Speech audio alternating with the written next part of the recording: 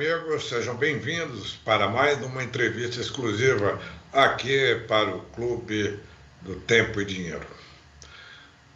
O mercado do boi, aparentemente ele tem resistido a alguma pressãozinha nesses últimos dias. Será que é só um voo de galinha? É alguma tendência que está chegando pela frente?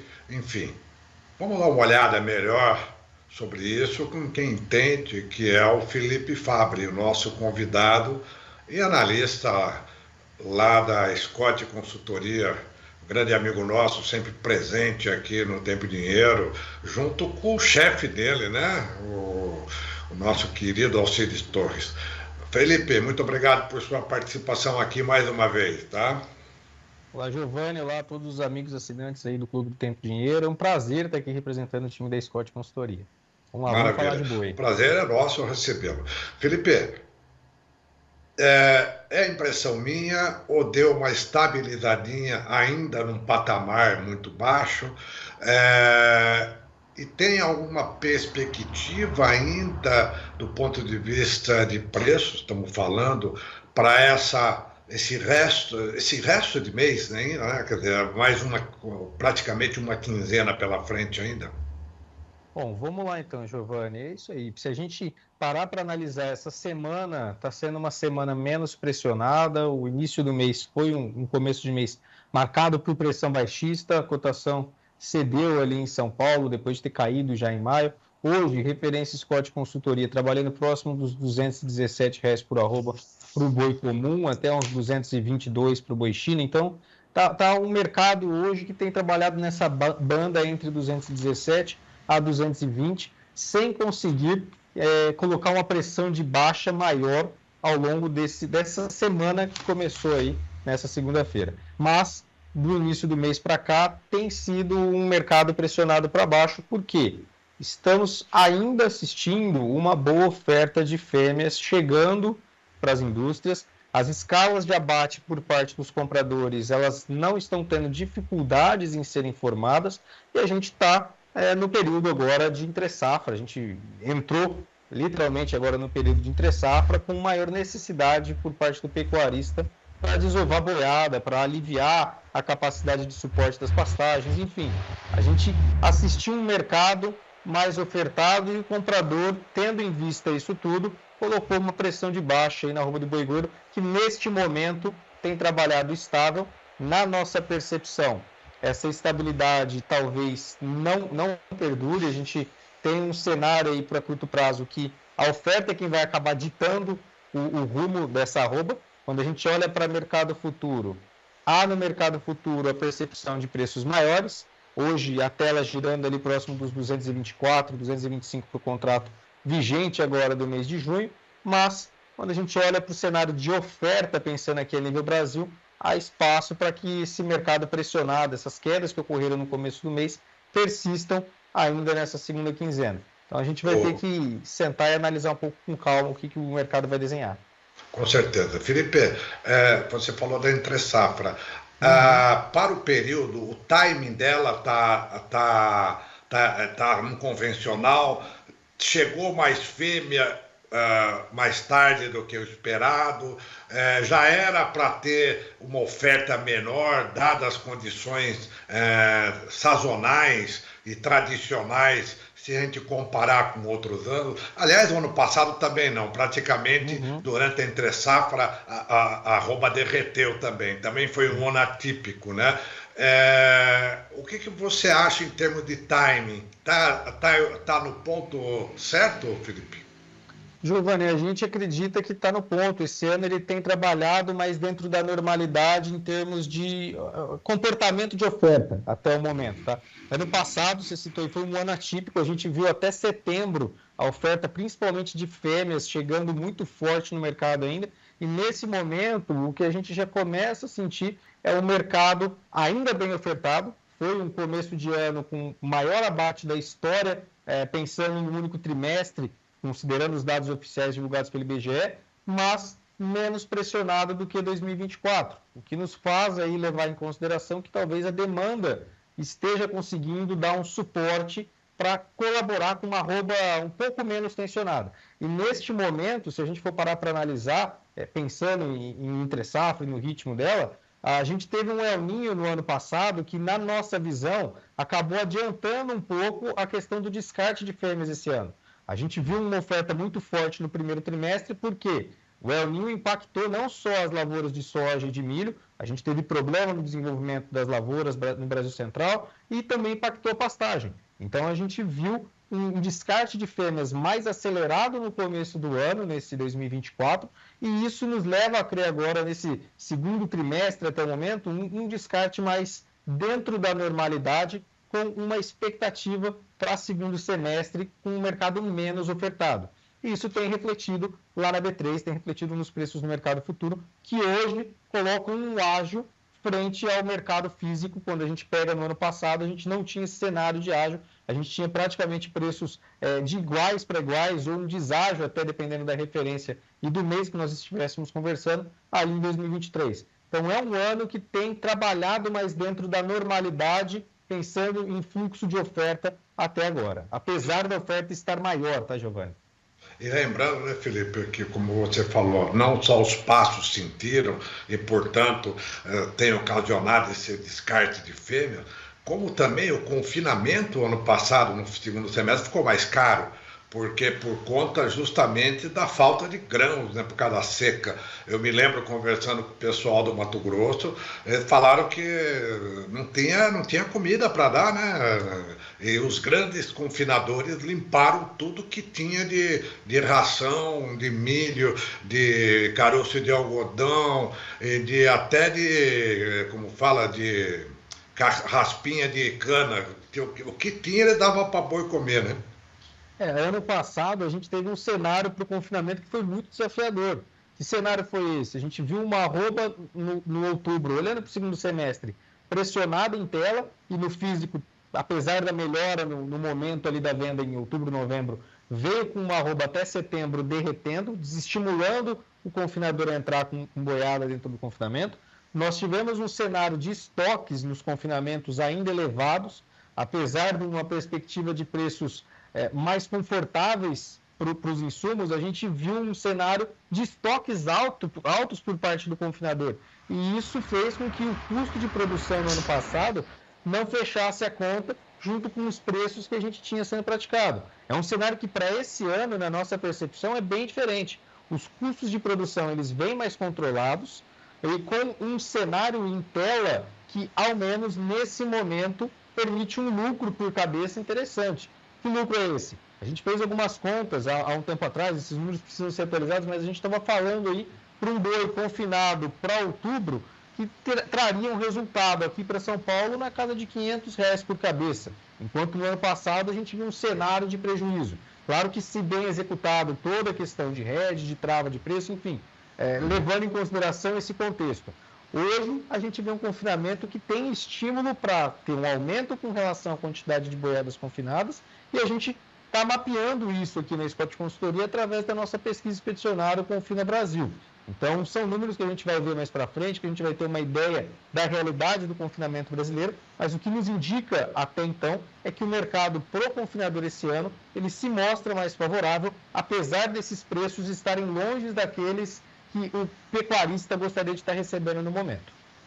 Felipe, ao lado, alinhado a essa situação que você comentou em relação a que temos ainda pelo menos mais uns 15 dias de oferta um pouco mais cheia à disposição da indústria, né?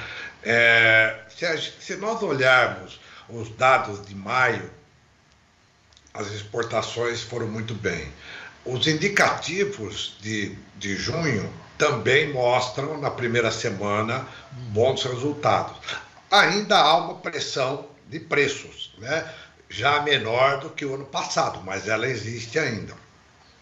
Por outro lado, o dólar hoje chegou a 5,42, caiu um pouco para 5,38. É claro que não vai ficar naquele patamar, né? Isso aí é meio que... Mas ele tende a manter sempre numa alta considerável por conta dos problemas domésticos. Isso alinhado, então, portanto, a já essa demanda aquecida, um dólar que favorece o importador, né? E uma arroba ainda considerada barata no Brasil, não pode reverter essa situação e puxar o mercado em algum momento, mesmo que ainda haja um pouco mais de oferta confortável, Felipe? Pode, Giovanni. A gente acredita, inclusive, que nesse momento a diferença entre o mercado físico e o mercado futuro, que é de quase R$ 8, considerando aí o indicador CP, até 8 a R$ Exatamente. 8,40, a Bem gente lembrado. tem esse ponto. A gente vê que é um mercado que ele está precificando um mercado mais firme para esse junho, e por conta principalmente dessa questão da exportação e do câmbio. E a exportação, a gente tem que destacar que, se não fosse a exportação nesse ano, a gente talvez tivesse assistido um mercado mais frouxo do que foi o 2023. Então, nós tivemos aí uma válvula de escape muito boa em termos da exportação, apesar de ter os preços, pensando aí, você comentou bem, os preços não vêm tão confortáveis como foi ali em 22, como foi em 2021, foram as máximas que nós tivemos, mas com o alto volume que está sendo exportado, isso permite uma margem interessante ainda com a exportação.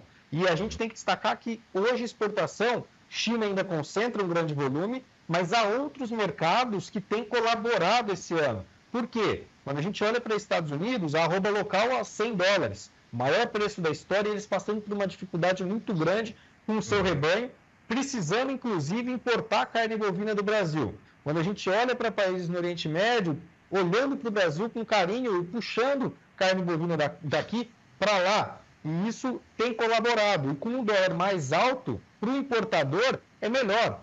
A nossa carne fica mais competitiva lá fora, é ruim para o produtor, porque aumenta o custo de produção, a gente tem boa parte dos seus insumos atrelados à questão do dólar, mas para o exportador, para o importador, no caso, para quem vai comprar a nossa carne, é ótimo. E aí, para a indústria, isso permite que, em um momento de menor oferta, exista a possibilidade de se pagar mais pela arroba do boi gordo. Então, a gente entende que o mercado está vendo isso hoje no mercado futuro.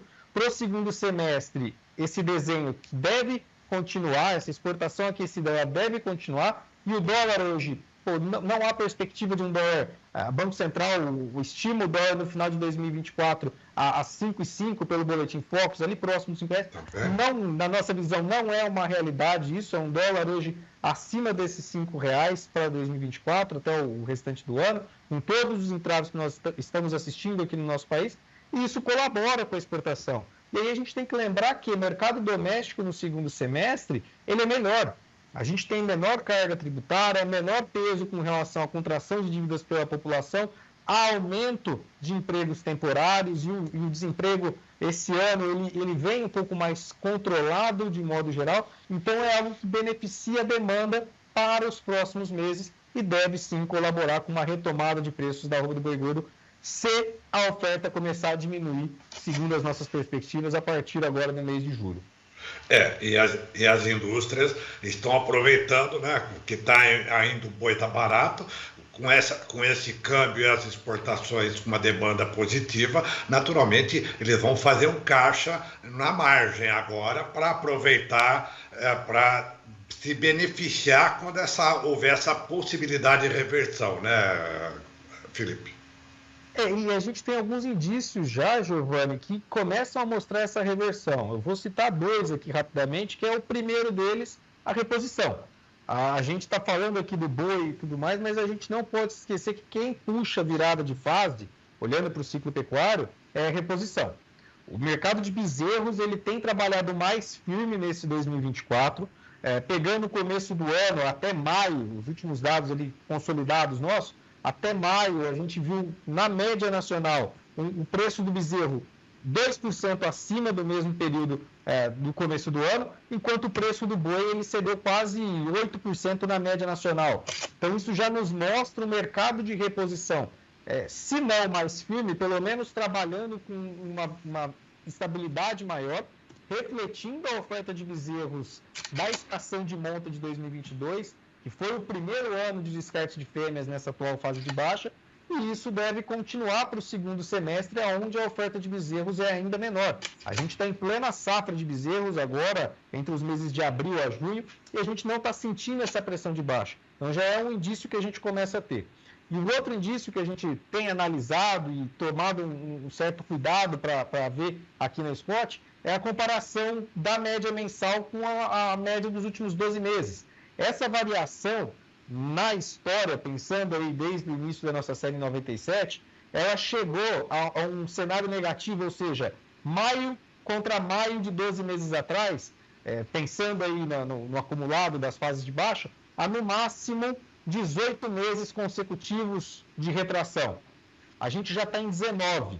Então, isso nos indica que essa fase de baixa está fazendo uma hora a mais no mercado, né, nesse ciclo atual de baixa, e a gente pode, nos próximos meses, começar a ver, já olhando para a reposição, e talvez com esses preços no mercado futuro, a refletir numa virada de fase para 2024, ainda no segundo semestre, mas com 2025 sendo o mercado sacramentando aí de realmente fase de alta. Só para a gente entender, nossos amigos também, esse segundo indício, nós podemos dizer que essa diferença entre maio contra maio, por exemplo, vai encurtando, né? Quer dizer, é isso? É isso, é esse o ponto, tá, Giovanni? A gente pega maio desse ano com maio do ano passado, e vamos para abril desse ano com abril do ano passado, tudo em termos nominais. E aí, quando a gente pega essa variação, a gente está com 19 meses consecutivos de queda nessa variação anual, pensando aí mês a mês como que está vindo a situação. E no máximo, quando a gente teve as outras fases de baixa, ela chegou a 18 meses. Então, a gente pode estar diante já de uma tendência de preços mais firmes e desse indicador começando a virar. E quando ele vira, ele vem para ficar. Essa virada em termos nominais de um mês para outro, quando ela acontece, ela geralmente vem para ficar, indicando já a entrada na fase de alta. Então é um cenário para a gente começar a analisar. É claro que ano passado, julho, agosto e setembro foram meses fora de base. A gente deve ter sim já uma virada para os próximos meses, pensando aí com os preços que nós temos hoje. E aí o que a gente vai ter que ter de atenção é no último trimestre. Se no último trimestre isso persistir, acontecer mesmo, talvez dê para a gente falar no final do ano de 2024 que entramos na fase de alta ao longo do ano de 2025. Ou seja, se tudo isso se cristalizar, na virada do ano, a Scott Consultoria vai dizer assim, sim, acabou o ciclo de baixa. Ou, não acabou o ciclo de baixa, vamos aguentar mais um período. É mais ou menos isso, né? Viu, Felipe? Lembrando aqui, o Francisco Manzi, lá da Aclimate, há 3 meses atrás, e depois do próprio Alcides Torres, o mês passado, se não me falha a memória, aqui no mesmo espaço que você está agora, o Alcides aí da Scott, nos falou a mesma coisa, do ponto de vista desse primeiro indício, que é a questão do bezerro, que é, na verdade, o primeiro sinal de reversão, né? Quer dizer, exato, quando começa a diminuir a vaca no gancho, já significa que já a reposição começa a ficar um pouco mais positiva, né? Exatamente, e acho que esse é o principal ponto nesse primeiro semestre. Nós passamos pelo período, ou estamos no período de maior oferta de bezerrada, com preços não pressionados para baixo ou menos pressionados do que no ano passado. Já é um indício de que a gente está vendo o mercado de reposição um pouco mais firme. Com esse mercado de reposição um pouco mais firme, o que pode acontecer agora? O pecuarista, começando nesse mês de junho, a segurar já a vacada, pensando na estação de monta de 2024, a oferta diminuir e os preços da arroba do boi refletindo ao longo dos próximos meses. E aí a gente teria o reflexo no segundo indicador que eu citei aqui, e o terceiro viria pelo abate de fêmeas diminuto no último trimestre do ano, para confirmar essa possibilidade de virada ainda em 2024.